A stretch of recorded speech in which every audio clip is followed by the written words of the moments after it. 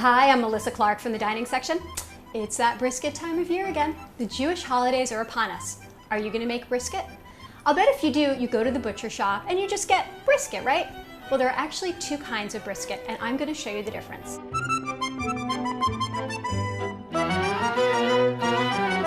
This over here is an entire brisket. It weighs about 14 pounds. Usually when you go to the butcher, you get a piece of it, maybe 5 or 6 pounds for a holiday dinner.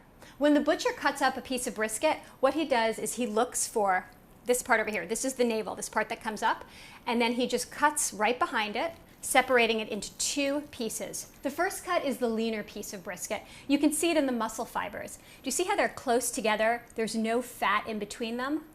There's a little bit of fat on top. There's some fat in the middle. And what happens when you braise this meat is that it cooks together instead of falling apart and separating. And if it's not done exactly right, it can be kind of tough and dry. As you can see in the second cut of meat, which is also called the deckle cut, the fibers are separated by little veins of fat. That fat causes the meat to just fall apart when you cook it. It adds flavor, it adds juiciness and succulence. I think it's just an easier piece of meat not to mess up.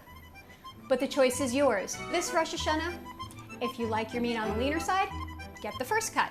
If you want it a little bit fattier and richer, ask for the second cut.